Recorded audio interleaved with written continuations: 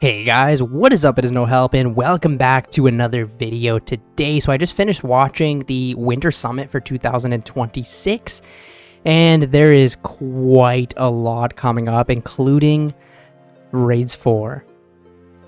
So starting off here with a brand new quest called the Blood Moon Rises. So before the vampires became one, they were many.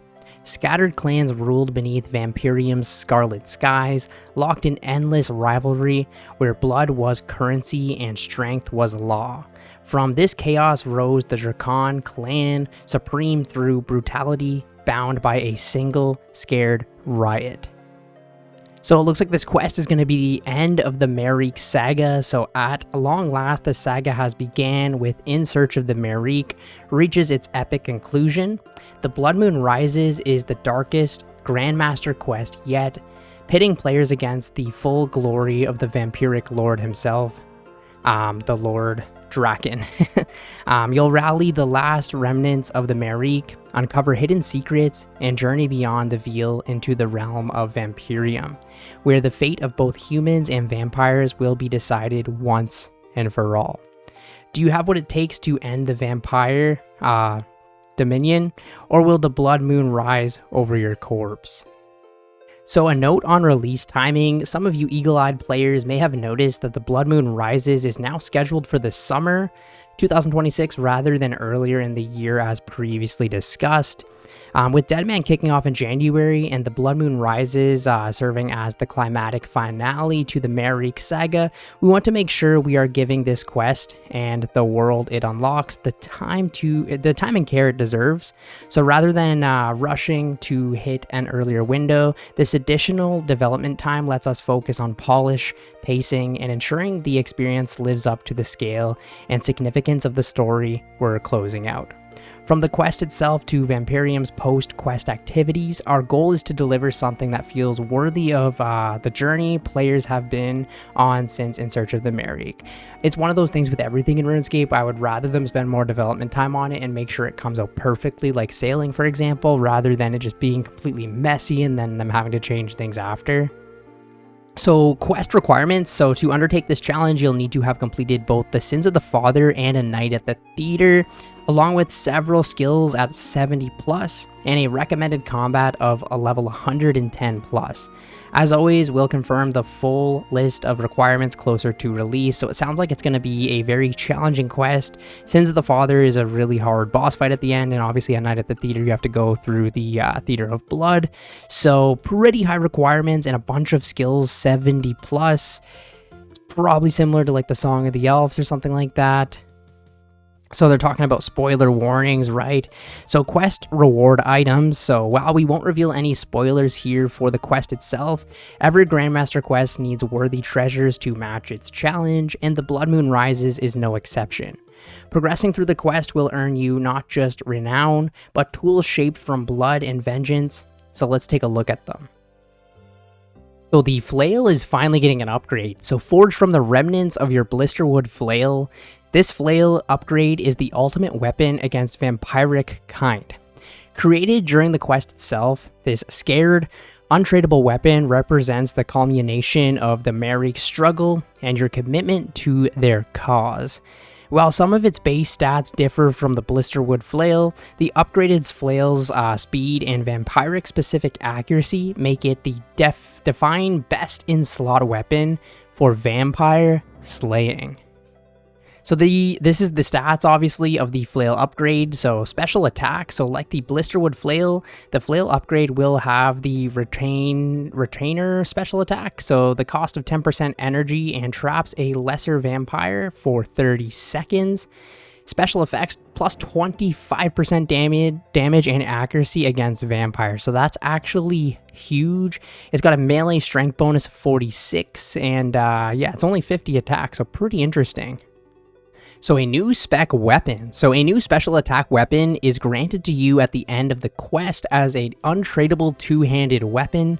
However, where it really shines is in its special attack, Seeking Lunge. So this attack costs 50% spec energy and always deals 70% of its maximum damage on a successful hit. If the target's remaining HP is lower than that value, the attack will instead roll exactly 70% of its maximum accuracy, making it a reliable way to finish off tougher targets. In practice, this weapon excels at landing consistent finishing blows, making it a handy way to speed up blood shard hunting.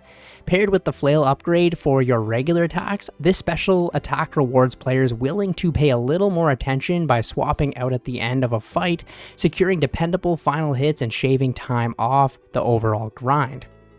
So outside of vampire combat, the weapon can still be situational use as a reliable finishing tool, but its primary value is a more active option for players tackling vampire slayer tasks. Yeah, this will be really nice for people who want to spend a little bit more time and maybe focus on their screen when they're shard hunting rather than just AFKing. If lost, the weapon can be reclaimed for a fee comparable to other high-value untradeable weapons. So obviously 50 attack again, it has a 70 melee strength, a +7 prayer bonus, which is very interesting here as well. The Land of Vampirium. So during the quest, players will finally set foot beyond the limits of Gielinor itself, crossing into Vampirium, the vampire's ancestral homeland. A world steeped in blood, ruled by hunger, and untouched by humanity, until now. Within its depths, you'll encounter strange and unsettling forms of flora and fauna, each designed to breathe a twisted spark of life into a long-forgotten world. So these are going to be some new creatures.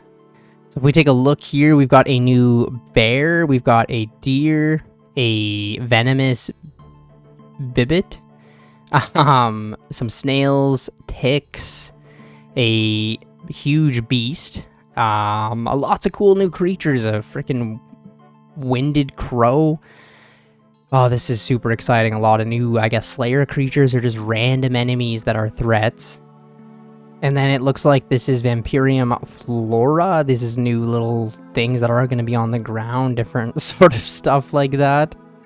Bloodwood trees. So amid the crimson forests rise the bloodwood trees, their bark seeping with potent iron, rich red sap beneath Vampirium's internal night. Harvesting these trees will require a new woodcutting method intended for players in the mid to high 70s woodcutting range, designed first and foremost around producing a valuable resource rather than offering top-end XP rates. So at lower click intensity levels, Bloodwood trees would offer roughly 50 to 60k woodcutting XP per hour, making them a more relaxed option for steady progress. So for players who want to engage more actively, higher intensity interactions will be available, with the potential to push XP rates closer to 80 to 90k XP an hour. That's pretty good for in the 70s, right? Through increased attention and optimization.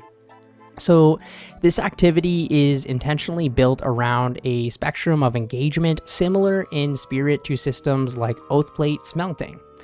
You can approach Bloodwood trees in a relatively low intensity, semi-AFK way, or opt out into a more click-intensive style that rewards focus and effort. So neither approach is mandatory, and both are equally valid ways to interact with the content. I like that, where they're giving two options. So obviously this is the concept for the new Bloodwood trees, yep. So woodcutting and PVM. So while woodcutting is the core way to obtain Bloodwood sap, PVM and Vampirium will be designed to meaningfully support but not replace this process. So certain encounters will drop items that enhance your woodcutting output rather than bypassing it entirely. For example, some rewards may allow you to multiply the sap gathered from Bloodwood trees, turning a smaller haul into significantly more when processed. Bosses may also provide limited amounts of sap directly, acting as a supplement rather than a standalone source. I kinda like that.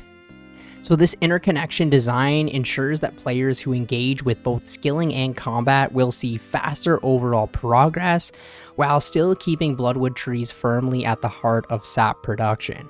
PVM is intended to accelerate your gains, but not eliminate the need to engage with the woodcutting activity itself. I like that so much because they're keeping the woodcutting as an actual skilling activity, and then if you do PVM and get some of these drops, it may make the activity better, but it doesn't replace it.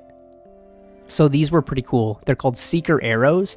So if Vampirium is going to be demanded blood bark and a bit of suffering, it should probably give something back. So that something starts with Seeker Arrows, a powerful upgrade to ranged ammunition.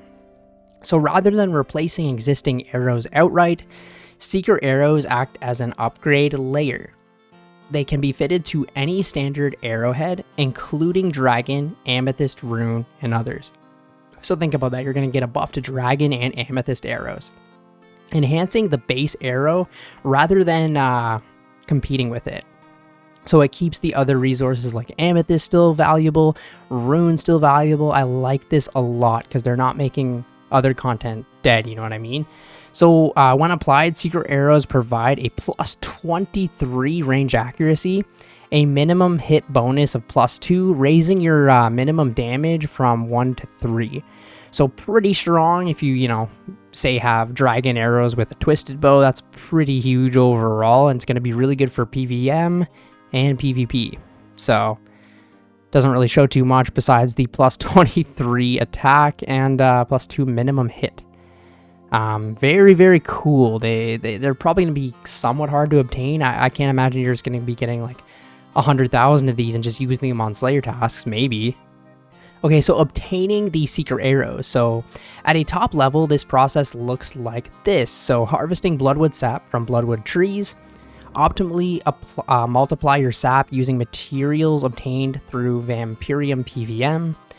Treat logs with sap and then fletch them into Seeker Arrow shafts. Apply the arrow tips you like. And then higher tier logs such as redwoods will yield more shafts, helping boost their value as a late game resource.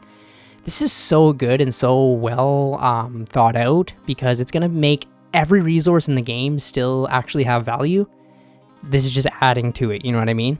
So alternatively, apply the sap to existing arrows to convert them at the same rate as standard logs, allowing you to upgrade your current ammunition without starting from scratch. You'd also be able to apply sap to arrow shafts at the same rate as standard logs. So Seeker Arrows will be incompatible with poison, okay? So Taken together, these systems are designed so that Seeker Arrows can be obtained naturally and quickly through general play in Vampirium. So it sounds like the more stuff you do, like the skilling activities and also the PVM, will, at the end of the day, reward you with getting better upgrades to your arrows for everything in the game. And they look pretty damn cool as well. And I like how they say this. We feel this approach ensures that players at all stages of progression benefit, right? Because you can use these on steel arrows, you know what I mean? Or amethyst or dragon. Existing arrow tiers remain their relevance, so nothing's going to change really. You can just upgrade existing arrows. And then the upgrade still feels earned because main accounts are going to have to spend a lot of money. And then Ironmen are going to have to do everything they can in Vampirium to actually upgrade the arrows.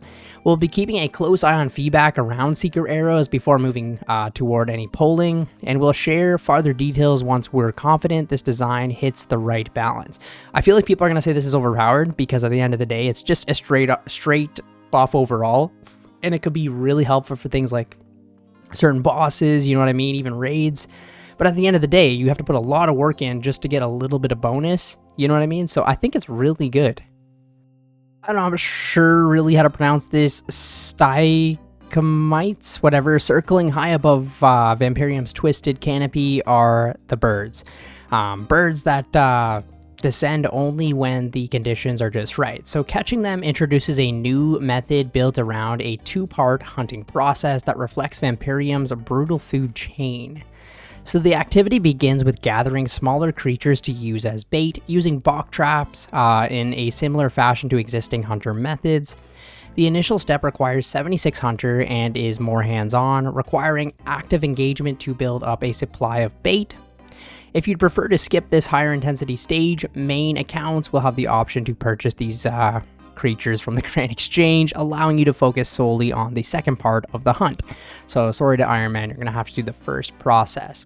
So with bait in hand, you can then lure the birds from the sky, which requires 82 Hunter. This phase is designed to be a lower intensity and more relaxed, offering a steady, rewarding Hunter XP without consistent attention. So I guess kind of similar to like birdhouse runs in a way, very low kind of paced way of training Hunter. So in terms of XP, the more active box trapping stage is intended to offer XP rates comparable to Red Chinchompas, with the birds luring phase offering slightly lower rates in exchange for a more relaxed AFK friendly experience. I think there needed to be something in the game like this for a while.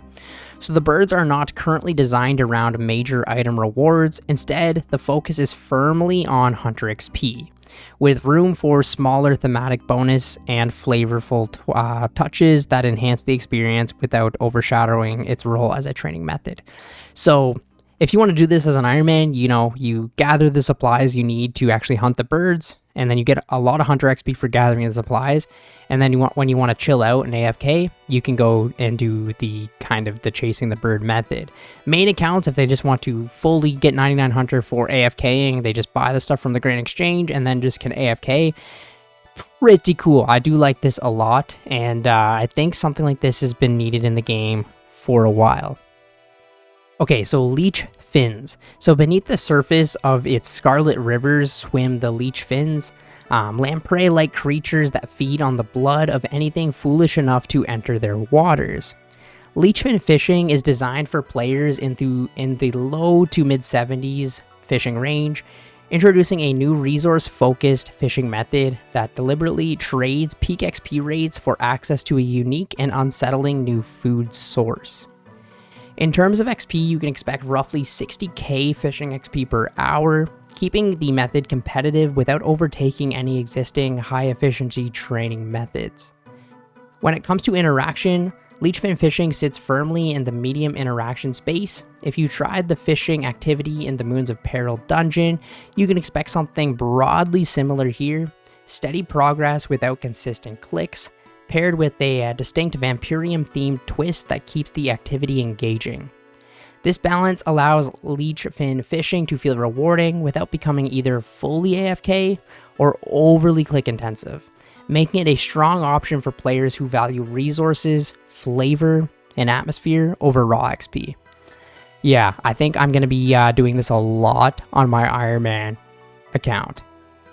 And of course we have the Leechfin sandwich. So once caught, Leechfins can be prepared into a new food item, the Leechfin sandwich, a high-impact, niche food designed to push the limits of what non-potion healing can offer.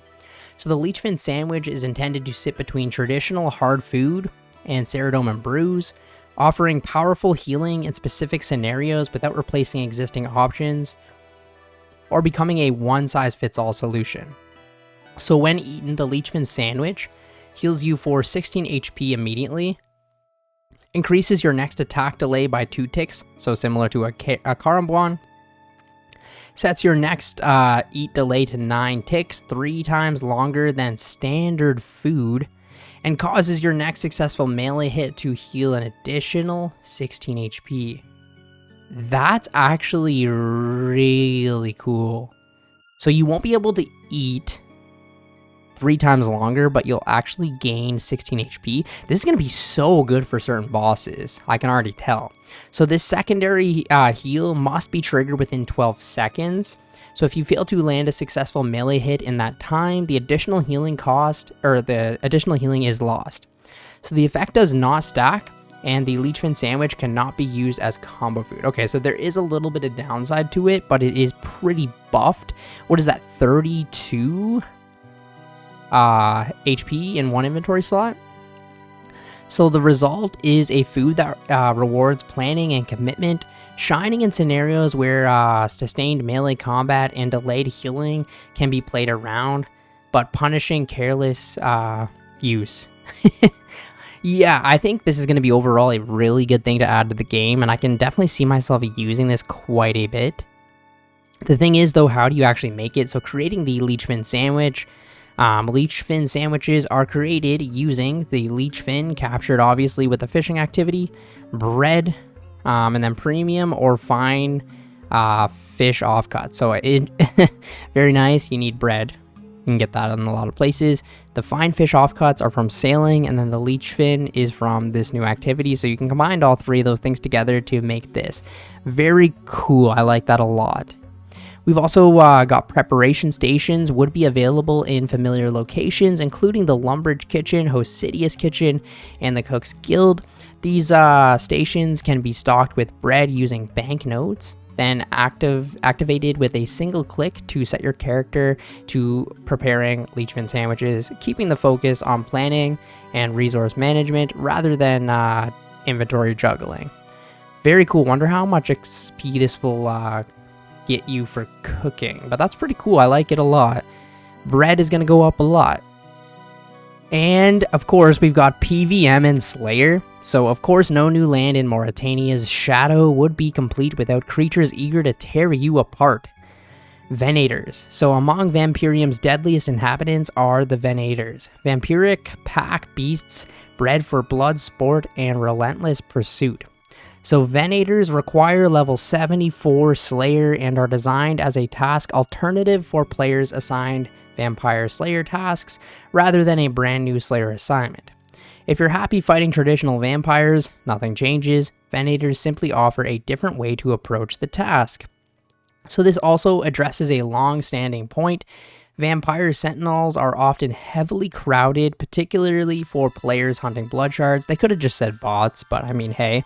Venators provide a dedicated Slayer task-based alternative, giving players more breathing room without forcing anyone to change how they prefer to engage with the Vampire Slayer. While final details are still being refined, Venators are currently envisioned as primarily single combat encounters, more reward focused than XP focused, and a higher intensity alternative to standard vampires. So in exchange for their increased danger and attention, Venators are intended to be more generous source of blood shards, making them an appealing option for players who want to take a more active approach to Vampire Slayer tasks. Very nice. It's something I haven't touched in ever, because it's one of those things where I could make an alt to go kill vampires, but they're just packed all the time with bots. And if this is Slayer only, or you maybe need a Slayer task, I don't know if they said that exactly, but this will be really good for Ironman accounts specifically to get the blood shards they need for PVM. Okay, so hunting Venators off task. So for those eager to hunt Venators without waiting on a Slayer assignment, there may be a way to earn that privilege. So Vampirium has been abandoned for centuries, and as vampires return, Venators are once again being brought back into the fold. Unfortunately for them, the birds prey quite heavily on Venator young, threatening local populations.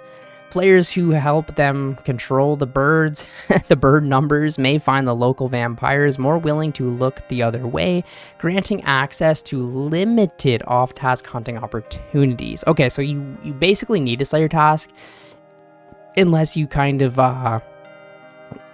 help the local vampires. So this system is designed to offer flexibility without undermining Slayer itself. Engaging with Vampirium's wider ecosystem can speed up your progress, but Slayer tasks still remain the primary way to hunt them. So they won't be flooded with bots probably, which is a nice thing. And yeah, I actually like that a lot, because if you could just fight them off task, the blood chart would crash quite a bit, right? So you either have to kind of go out of your way to impress the vampires to fight them off task, or actually get a Slayer task to fight them.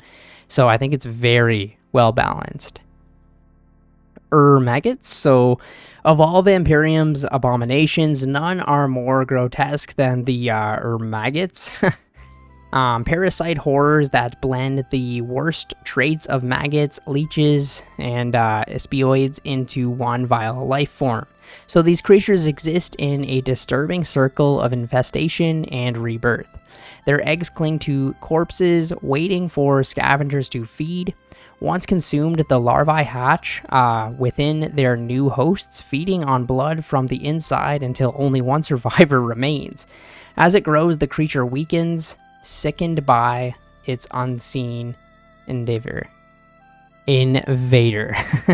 Most adventurers will never glimpse these parasites. They spend their lives hidden, festering within other beasts. However, there is one exception: the Maggot King. So deep within Vampirium lies an Maggot unlike any other, the Maggot King. So this monstrous beast is a solo instanced fight that tests precision, endurance, and sheer resolve against Vampirium's most twisted predator. If you're the sort of player eyeing up the Inferno or in the middle of your Fisani grind, you'll feel right at home here. So it looks like it's going to be a pretty difficult boss. The Maggot King, okay. And of course there has to be rewards for it. So in wake of the Maggot King's demise lie the Crimson Bludgeon and the Necklace of Pursuit. Weapons of pure brutality forged from Vampirium's most grotesque deaths and repurposed for destruction. Okay, so we've got the Necklace of Pursuit and the Crimson Bludgeon. So two new things added. So the Crimson Bludgeon, obtained as a rare drop from the Maggot King. The Crimson Bludgeon fills a long-standing gap as a true crush focused special attack weapon, offering a powerful alternative to Dragon Claws and the Void Waker when brute force is the answer. With a fast 4-tick attack speed, high strength, and exceptional crush accuracy, the Crimson Bludgeon is designed to excel against enemies that are particularly weak to crush, while still remaining competitive elsewhere. Okay, so that's really, really cool. I like the look of it. It's going to be a really fast crush weapon into the game. Obviously, too, we got the Necklace of Pursuit, a new best in slot range necklace. This necklace offers a meaningful upgrade whenever standard range combat is used, surpassing all existing options and giving endgame range setups a long-awaited capstone. So as you can see right here, the Necklace of Pursuit provides a plus 22% range accuracy, plus 3 range strength, and a plus 3 prayer bonus. It will require 75 hit points. It's a beast of a necklace. Up next, we have League 6 Demonic Pacts. Very interesting. So Leagues is coming back, but let's not beat around the bush. You already knew this was coming, right? This time, Yama has taken a keen interest in Leagues and has decided that you and the Sage shouldn't have all the fun. So that's right, in an apt move for the 6th League, we're going demonic in theme as we cleanse ourselves with Hellfire and commit to a deadly entity for power beyond all normal possibility.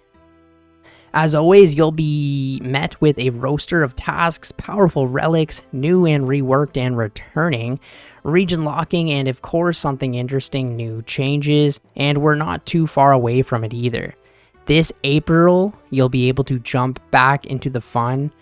That's crazy that it's coming in April. I'm so excited about that. So this is going to be the rules of the league. So as a quick rundown for those who haven't played leagues before, this is a temporary game mode that lasts for 8 weeks where you begin your journey as a brand new Iron Man, which is a separate save on whichever character you choose to play on, obviously.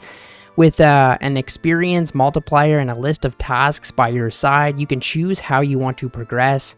By completing tasks, you will unlock powerful relics, or in this case packs, which will change the way you play by allowing you to do things you wouldn't be able to do in the normal game, like automatically banking items you acquire, powerful teleports, and more.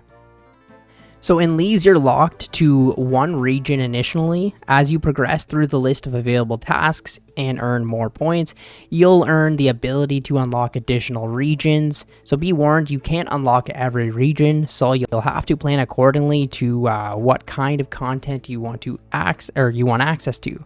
So for some more specifics, Everyone is an Ironman, which means no trading, picking items up from other players, or using the Grand Exchange. You'll start with an accelerated XP rate of 5x, which will increase as you unlock more relics. You'll have unlimited run energy. You'll automatically have a certain amount of quests and achievement diary tasks completed to access specific things like rune mysteries for rune crafting, druidic ritual for herblore, and more. You'll have the choice between 3 relics within the league tutorial, but be aware these choices are permanent and cannot be changed. More relics can be unlocked by obtaining more points. Tasks are broken up between easy to master, with higher the tier giving more points, obviously, right? These could be things like admire some scenery, completing a Fremennik achievement diary, cry on a graveyard, or obtain a 99 in a skill, so pretty varied, obviously. So what's changed? Well, we know the majority of you know the core ins and the outs of leagues. The biggest thing you want to understand is what is changing. So area locking. So just like our last couple of leagues, we're bringing area locking back, which means you'll be able to unlock extra regions outside of where you began, but where will that be? While Yama isn't ready to give you the details on the starting area just yet, we can confirm it will not be Mistland. So you won't be starting in Lumbridge. That's really interesting. So you'll be starting your new league's journey in a whole different region. Speaking of regions, you'll be able to receive Karamja for free, but this time it won't come as an automatic unlock during the tutorial and will instead come as a free unlock within your first few hours of playing.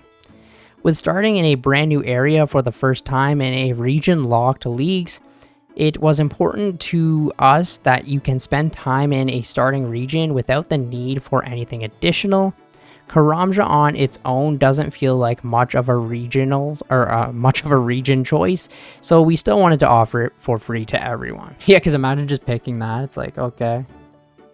So the starting area. Yama is not one to share details of his contracts early, such as where we start the league. However, what we have been told is that you'll be beginning this adventure within a new version of Yama's lair. This version isn't tied to the one you'll currently find in the main game, as you'll see the sage locked up in Nan's favorite holiday destination, as Yama has taken over from here.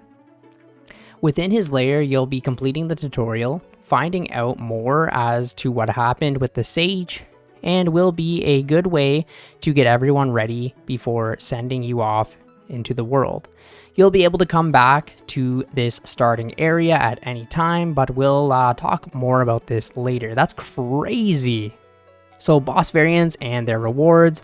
As they were so popular, we're looking to bring back the previous league's Echo bosses. For those unfamiliar, these versions of bosses are more powerful and mechanically different alternatives of some of the big baddies of the world.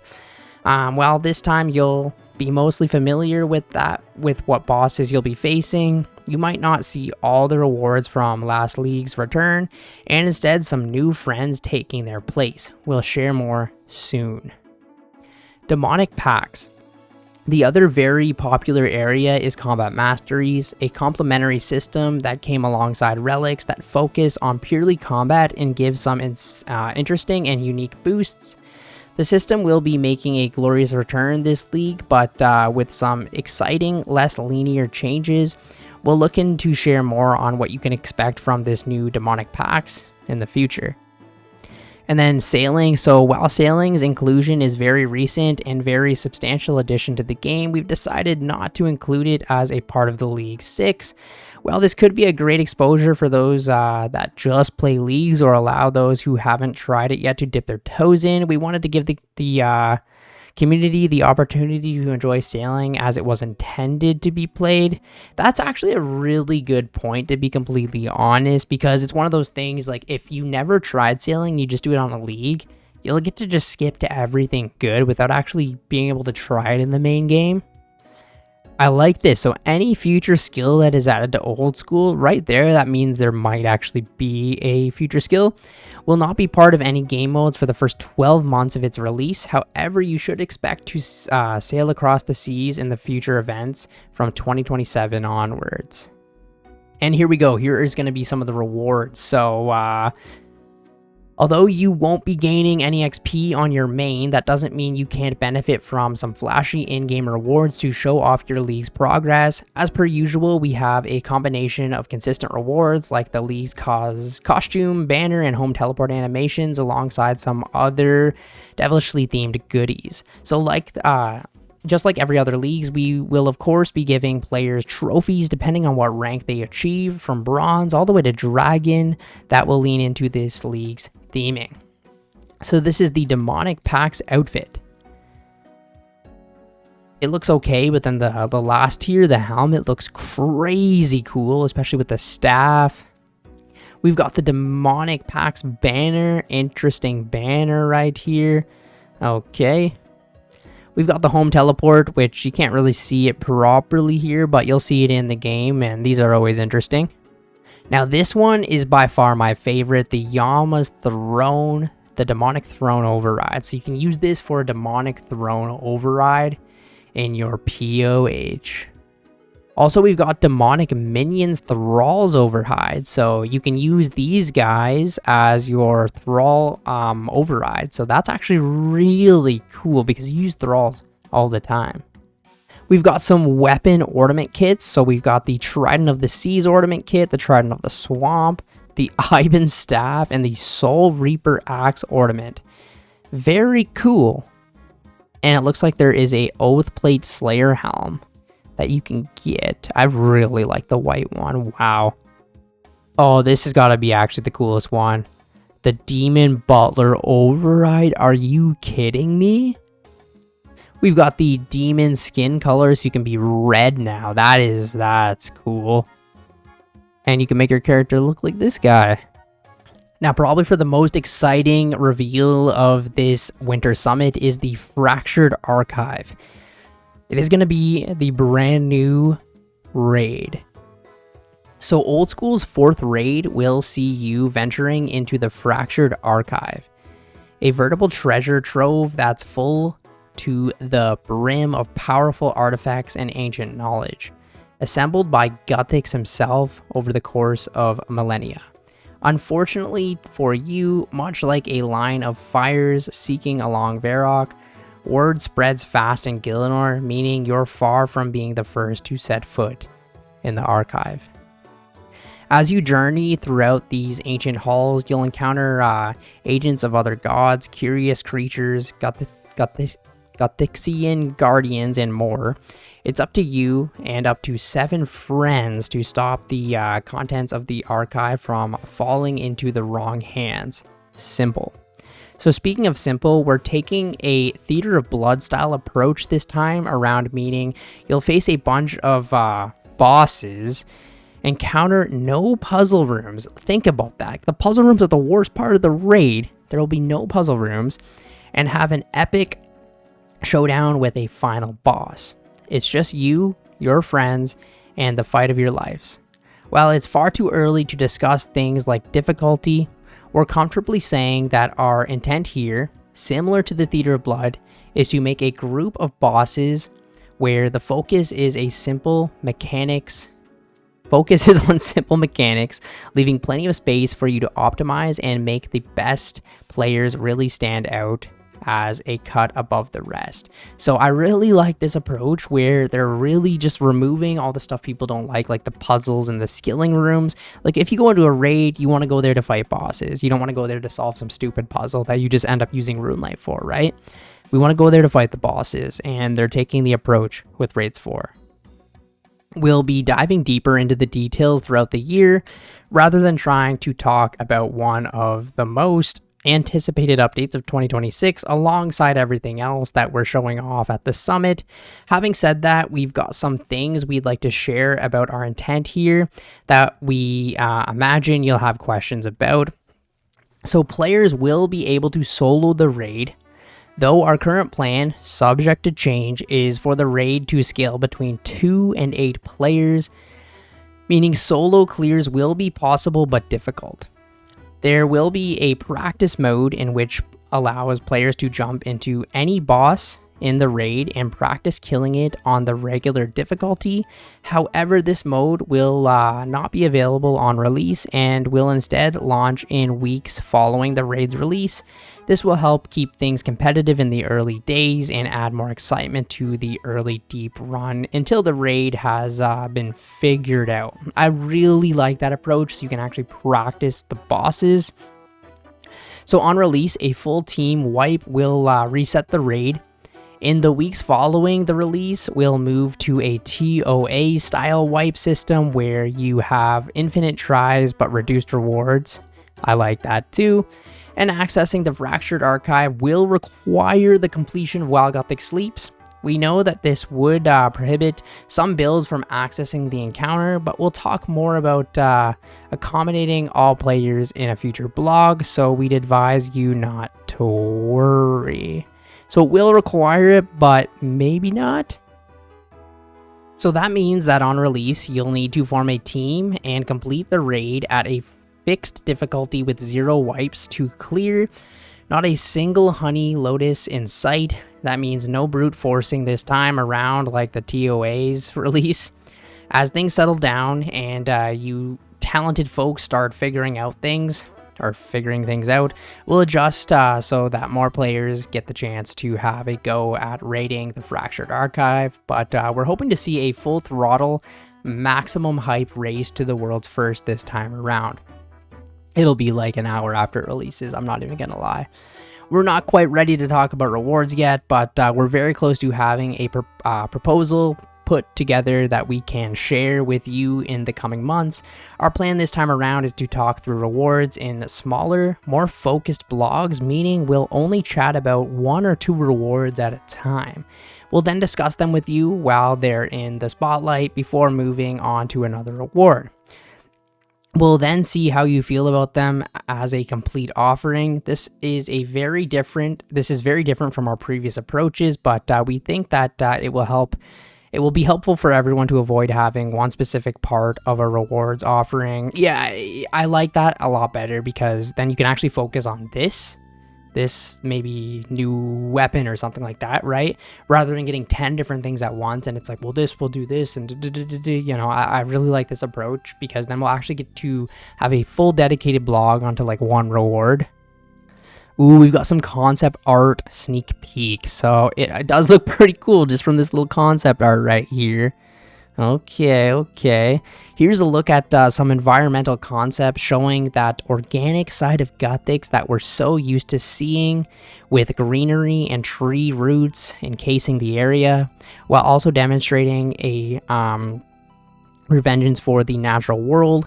Gothics' designs are understated and draw a special focus towards the natural rock formations found beneath Gielinor. Huh. Okay, they definitely do. I really like the whole art here so far. It's gonna be so cool to like walk through this area in game.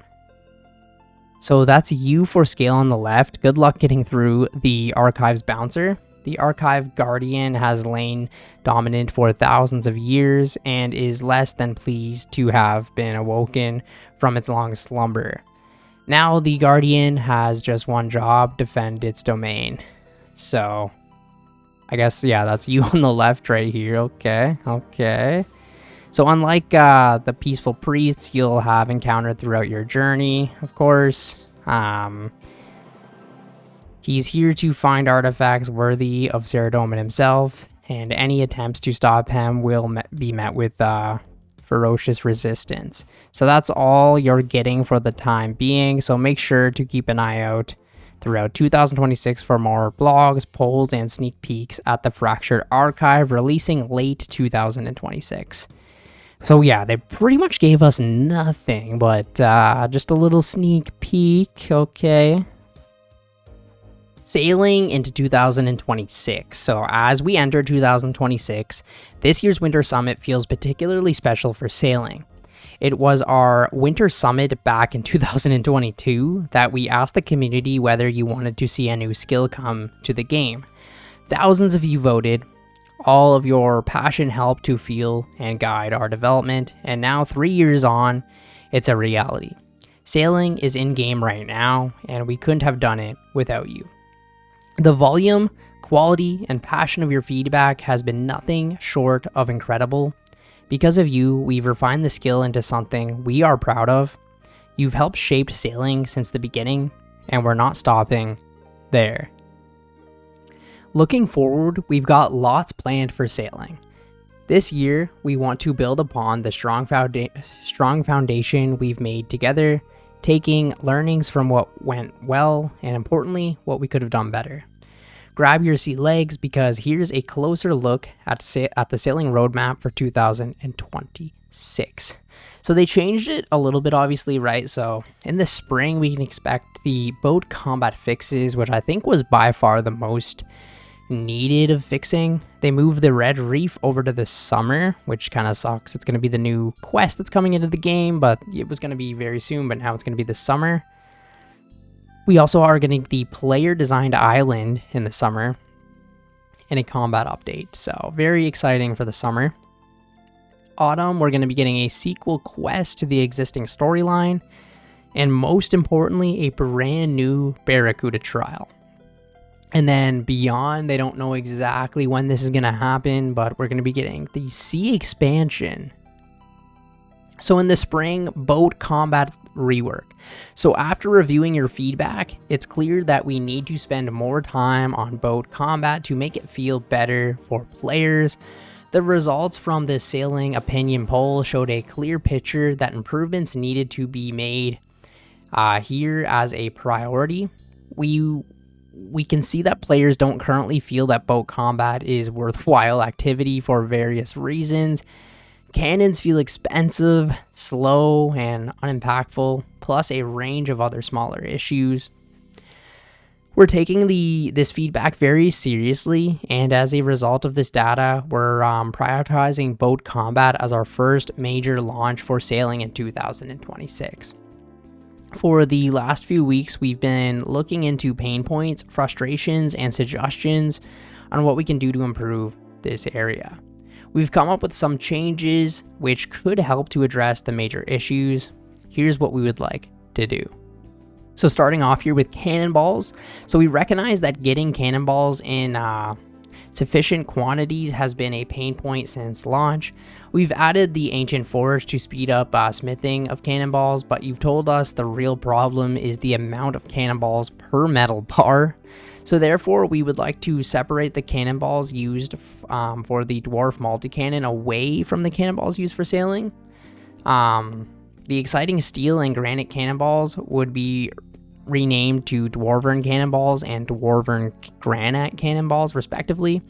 A new cannonball mold will be sold in various accessible locations that, when used, allows you to smith 8 sailing cannonballs per metal bar. Notably, this would not require completion of the Dwarf Cannon quest.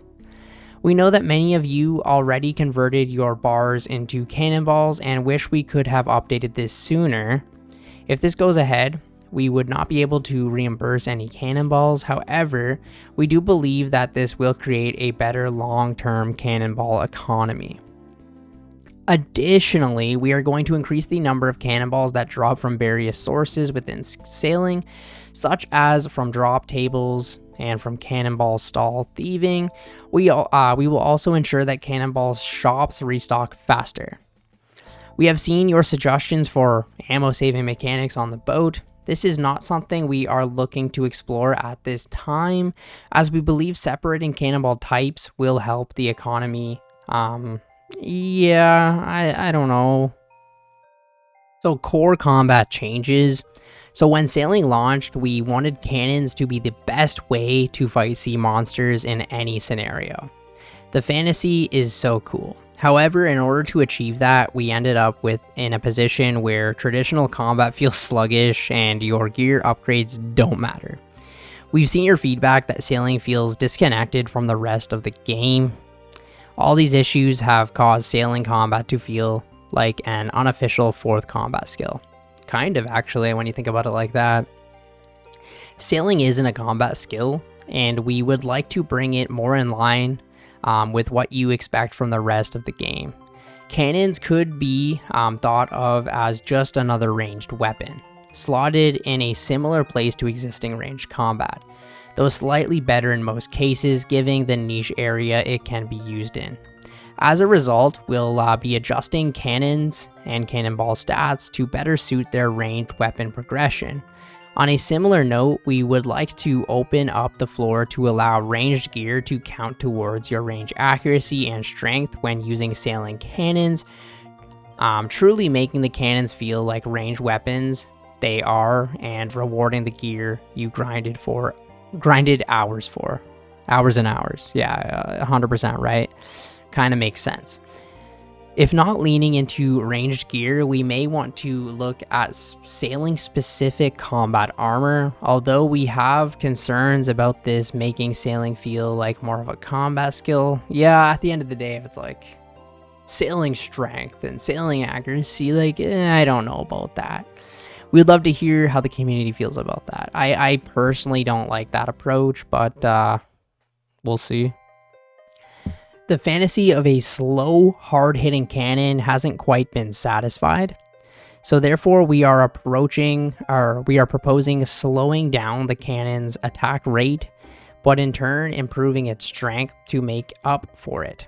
So, in conclusion, this change would result in no change to DPS, but would be a thematic, cool, more economic option, as you would get more damage per cannonball.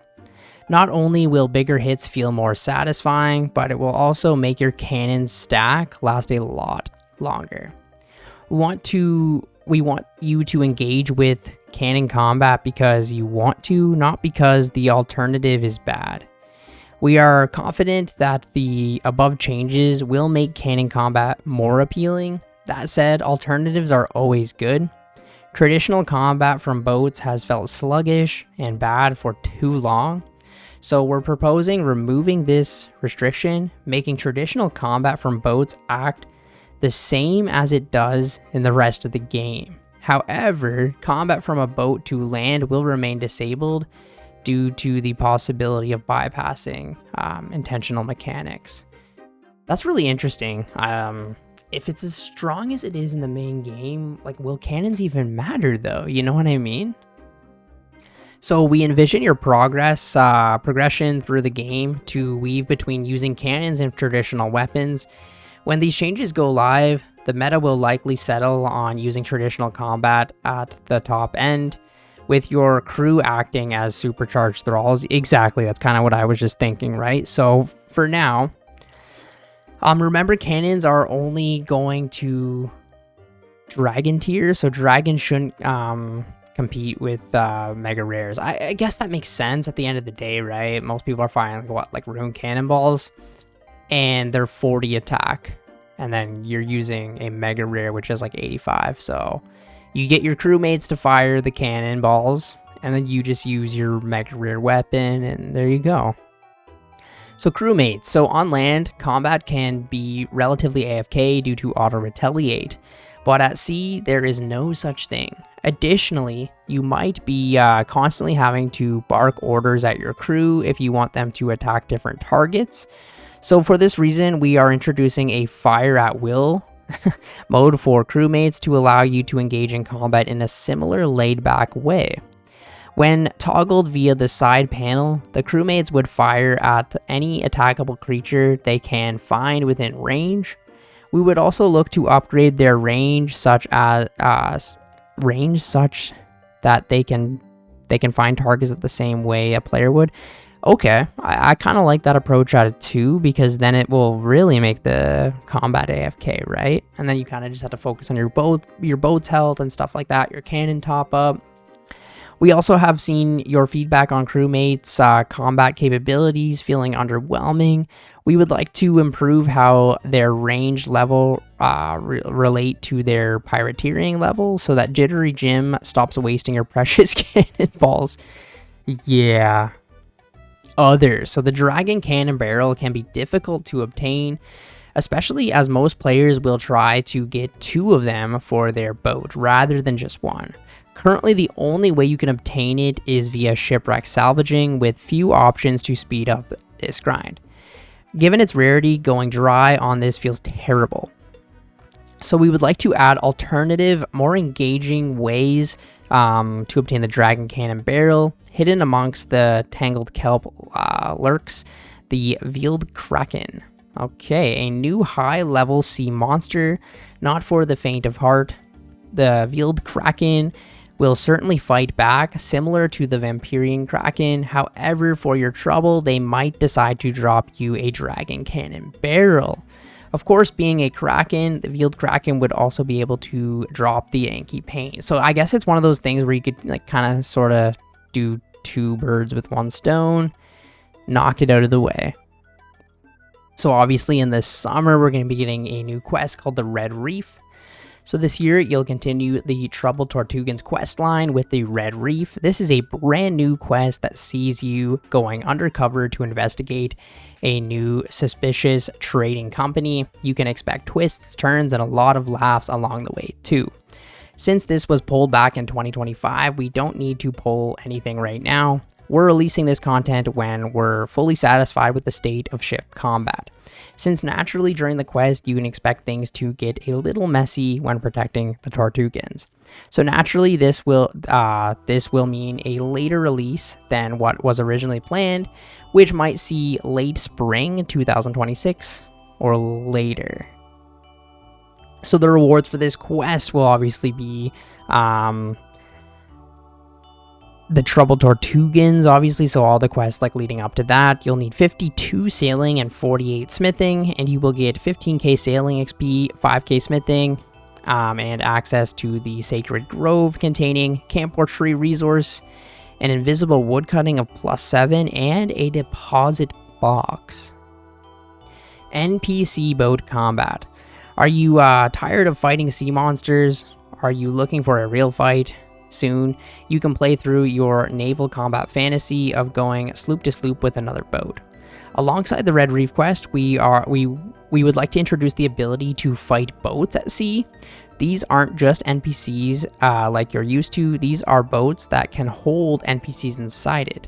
Just like your boat, this could lead into interesting encounters where you might be attacking a ship and the pirates on the boat at the same time. That's actually really cool. I think that would be very cool for certain things to kill at sea to get cool rewards. Obviously, there is a player-designed island, but more on that in a bit. Autumn, we've got a new Barracuda trial coming. So Barracuda trials are a fast-paced time trials that test your skills as a sailor by racing in time trials. We're pleased to see from the opinion poll results that generally, players seem to love doing these. The data suggests enjoyment is right up there with shipwreck salvaging. It's the two best methods in the game, to be fair. You'll be pleased to hear that a brand new Barracuda trial is on its way, and it's shaping up to be the toughest one yet. So people that couldn't complete the first 3, good luck. While we can't share all of the details just yet, some of them don't exist yet. Here's what we can say. This trial will push your sailing skills farther than ever. We're taking all of the lessons we've learned from the previous trials, and we're keen to work with you. It'll be challenging, it'll be intense, and yes, it will be fast. You've been warned. Okay, it looks like there is a new Barracuda trial on the horizon. Also in Autumn, there'll be a sequel quest. So Autumn also brings a brand new sequel quest continuing one of Gillinor's existing storylines. So even before Sailing launched, you gave us so many exciting ideas for stories built upon that already exist in game. We don't want to spoil what we're working on just yet. So for now, hold your breath. The seas may get quiet. Sorry, might get quite strange. Okay, so a new storyline. Okay. And then Winter and Beyond is the sea expansion. So now for something we'd like to work on towards the end of the year, a sea expansion. So when Sailing launched, we deliberately focused on more curated ocean regions, meaning there are still vast areas of Gillinor's seas waiting for content, including the Eastern Ocean, the Untamed Ocean, and the Forgotten Ocean. So there are also existing regions like the Sunset Ocean that could benefit from more content or points of interest. This expansion may tie into other updates revealed above, such as a sequel quest or a new Barracuda trial, but we're still exploring options, so we're not ready at this stage to commit yet. So you got any ideas, let them know. Some quality of life changes. So now that we've covered the big beasts in 2026, let's talk about how we're handling smaller gripes, issues, and pain points. Sometimes a small change can make a world of difference for players, and we know how important these updates are for how it feels when investing your time into a skill. So alongside these updates, we will also launch quality of life changes to sailing as part of our ongoing development work with sailing. The team is smaller than where we were at launch, so we need to prioritize these changes in terms of resource, scope, and impact. Here are some of the changes that we're ready to pull. However, please note that we don't have a release date on them yet. So UIM changes. So good news, Barracuda trial outfits are now storable within the player-owned house. Very cool. Now for the question on every Ultimate Ironman's mind, the cargo hold restrictions will cut right to the chase. Over 80% of UIM want changes to the cargo hold from the data we got. So most popular solutions amongst Ultimate Ironman in the opinion poll was to simply remove all UIM restrictions on the cargo hold so that they are effectively treated as a main account for this feature. Interesting. So other quality of life updates, so movable facilities, rapid travel systems, port task filtering to only show tasks you can do, facilities being upgraded at a reduced cost, hide locations that have already been charted, allow the Medallion of the Deep to be used at Fossil Island, use the spec button for wind emotes, and Spyglass cutscene skips. That's not to mention the thousands of helpful suggestions we got when we directly asked for your ideas. So probably for my favorite part of this of all is the player-designed islands competition. So we're going to just hop right into this right now. There's this one right here, the Fortress of Cliffs. It looks like it is inspired by the Nordic islands, Scottish culture, and Slavic folklore. Okay. 68 sailing to access, bagpipes and war drums. There's going to be a quest there. The Price of Silence, boss to practice PvP, and an active alternative to glass blowing, and an active pre-sepulcher agility course. And it is inspired by these beautiful islands. The Price of Silence quest. So misfortune has recently plagued the island. Winter is never ending, and islanders have gone missing. The player must investigate clues to uncover a tragic story. The player comes up with a plan: imprison Morana's spirit. The player crafts ceremonial clothes and instruments. See the crafting activity. The islanders play music to lure Morana's spirit into the sea cave. An adventurer called Morana settled on the island years ago. She was an outsider, but islanders respected her. A jealous friend accused Morana of being an evil witch. The islanders stayed silent and went along with the witch hunt, drowning Morana in the sea. Her vengeful spirit now drags people into the water whenever there is music and laughter. It sounds like a pretty cool story to me. We've got the boss encounter. So Morana's spirit is a repeatable, select your difficulty fight to practice PvP basics. So speak to the musicians outside of the sea cave to play songs that will add mechanics. So the first tier required for quest. First tier required for the quest. Okay. So Morana switches between combat styles. Morana uses defensive prayers. Correct offensive prayers must be active. Morana heals when low on health. And Morana can death dot and zoom. So that's cool. It's like basically like a boss that will be like a PvP encounter that you can just like repeatedly do. I like that a lot because it will help people to get into PvP. And rewards are boosted combat XP during the fight, and temporarily boosted resources on the island when defeated. Looks like there's going to be a new crafting activity here. Okay, so access West Island via agility course or shortcut. Shear island sheep for rough wool. Kill island rams for sheer skin. So active, no bank standing crafting method with higher XP rates than glass blowing. So you can access the tanning racks at the peak via the agility course. Tan a limited number of sheepskin and hairy cowhide at the same time. You can craft the ceremonial garbs using tanned hairy cowhide. Craft bagpipes or war drums with logs and tanned sheepskin. Deliver full outfits to the musicians for extra experience. Kill island cows for the hairy cowhide and use the loom to weave rough wool into the ceremonial kits. So it's an active method where you're training combat, crafting at the same time type thing. I kind of like this. This sort of seems like the Nezinot place, you know what I mean, from back in the day. And there's an agility course here too, so a more active and higher XP rate than rooftops for agility levels 50 to 75. If stopping to tan hides, shear sheep, and kill rams, XP rates is similar to rooftops. So you can actually involve agility in that too, and kind of do everything at once. Very cool. I like that a lot, the multi-skilling aspect.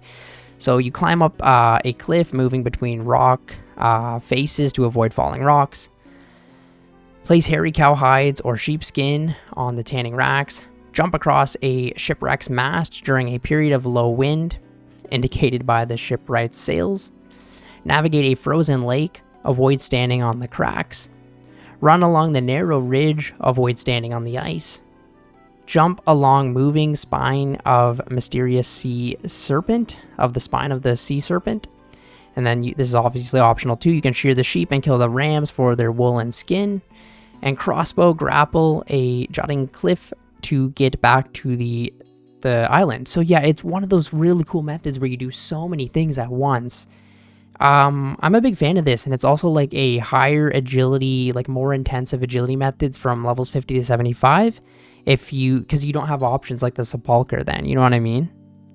Looks like the next one here is called Wormcrag. Okay, so introduction. So welcome to Wormcrag, known by the locals as, I'm not even going to read that. So the corner of the world. So found deep in the unquiet ocean, its name is rarely spoken. Its rugged heights, ill-trod, and wildlife aggressive and unpredictable. A fine destination for an intrepid adventure. Okay, so it looks like a really cool, interesting map. We got the overview here. It's going to be a quest called The Fallen from Grace. Okay, here we go. Looks like it's going to be a master level quest requiring 75 sailing, 60 crafting, 50 rune crafting, 50 mining, a taste of hope, the pandemonium, the golem, and below ice mountain. Very, very cool, and it looks like there's a bunch of different activities that you can do here, one being golem crafting. So it looks like you mine the sunstones, sculpt the golems, cloth the golems is optional, and yeah, so this will require the fallen from Grace quest, 60 crafting, 50 rune crafting, and 50 mining. And the rewards will be competitive crafting XP, especially if high level furs are used to complete the golems with minor rune crafting and mining XP. Basalt Amulet, rare drop, provides teleports to worms to the place, obviously, right? And Animated Basalt, common drop used to charge the Basalt Amulet and attune POH portals or portal nexus to the place. And you can get the Artisan's Handle, a rare drop used to chisel or glass blow pipe to create a wieldable version. Huh. We've got goat hunting here. This will require the sheep herder quest, 65 hunter and 43 magic. You'll get moderate hunter experience. You'll get a goat hide, which is always dropped and can be used to make a mixed hide coif with 70 crafting, and it will be comparable to the blessed coifs minus the prayer bonus. A mountain goat horn, uncommon, drop a herblore secondary ingredient. Okay. Interesting. A wily goat hair, a rare drop.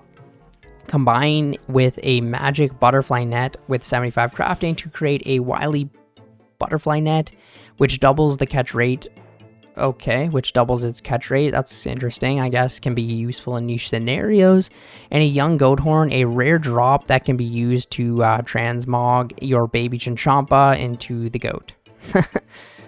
All right.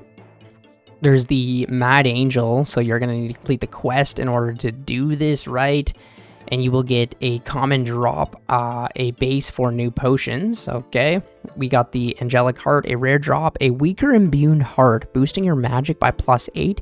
That is something that's been needed in the game for a very long time. A better way to get something like the imbued heart. I like this a lot. We've got the Blade, which is a rare drop, a 2H sword that requires 70 attack to wield. It boasts 3 unique attack styles, so cut, fast attack speed, low accuracy, half sword, medium attack speed, and high accuracy, and murder stroke, very slow attack speed, increased damage if your hit leaves the target below 10 HP, another 10 damage is immediately dealt, and your next attack is reduced. So very cool. I like this boss. Then we got some miscellaneous stuff. We got the caverns. So there's going to be some worms in here, lava strikes, very cool. Trolls in there too. We got new potions, level 61 herblore. You can make the vial of icing. So blood, quam, and drowny bird feather. Okay, increases the frequency of gusts of wind while sailing. Oh, a sailing potion. I think that's pretty cool. So it's a way to kind of get around the game a little bit. Then we got a potion of flight, so 75 herblore. A one-use teleport to your respawn location, unusable above 30 wilderness if not in combat, similar to a home teleport, but it takes time to cast and is interruptible. So 2 really interesting potions being added to the game here. So we got the next island here, which will require 85 sailing. Slimeasphere, I think that's how you say it. I could definitely be wrong here. And it looks like there is going to be an agility activity, a hunter/prayer activity, another hunter activity, shipwreck, and a lock chest, a glowing rock pool, a cave, and some stepping stones. So this is kind of what the island will look like. So the 3 new snail variants, Rock Merle Snail, the Frost Marl Snail, and the Moss Marl Snail, will each inhabit appropriate places on the island. Their hardy environment has evolved them into tougher creatures than their Mauritania cousins.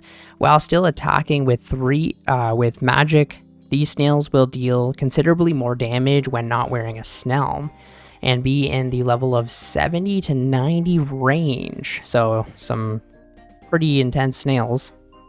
We got some skilling activities from this island, looting the seabird nests, so hunter-based activity, which involves baiting a feed station, waiting for the bird to leave the nest and approach the bait, and then looting the nest, fish, seeds, herbs, etc., where players can also find soul fragments.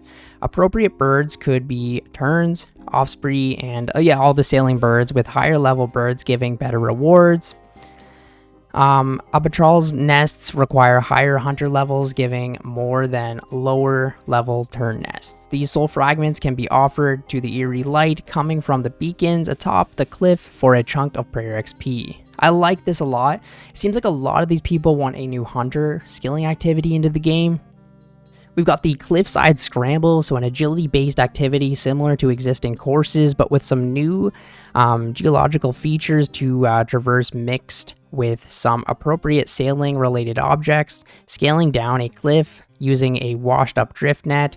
Once players have reached the cliff edge, the course diverts into 3 different ways based on agility level. I like that. I like that a lot. Higher level segments will have a higher chance of spawning higher level colored shells, which will be collected and distributed into one of the 3 appropriate colored rock pools at the bottom of the course, rewarding the player with a chunk of agility XP. So sea lug tribute, so crafting/combat based activity.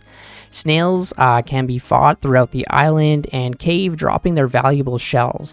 The player will craft these into snail shell bowls, to be used on one of the 3 slimy seaweed rock veins, similar to the Tears of Guthix, right? So located in the Gleam Trail Cave.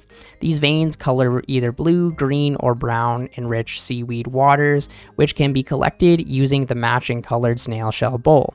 These filled bowls can be offered at the Sea Slug Shrine in the east part of the island, where they will also receive a large chunk of crafting XP from the so you have to craft these bowls, and then you basically can fill them up and hand them in for XP. Okay. The Gleam Trail Cave, as well as hosting a new crafting activity, the dungeon will also contain some higher level combat encounters for players to attempt. The more lucrative rewards, even more lucrative than new snelms. Upon entering the cave, adventurers will be met with regular sea slugs and seaweed veins. To the north is an area containing all 3 snail variants in one convenient location, and to the east is a new slug prince variant, frost slug princes. These are higher level than the regular quest counterpart, but with the same immunity to ranged and magic-based attacks, a good source of noted seaweed, swamp tar, and other appropriate slimy drops. So it's a good way to get those into the game. Those seeking richer rewards will want to make their way to the north of the cave. Here they will discover a high-level creature, level 220, offering access to a mid to high-level combat gear, and a chance of dropping a whalebone key for sailing-related unique items. Okay. Definitely sounds interesting. I really like the whole theme to this island with the snails and the hunting and the crafting.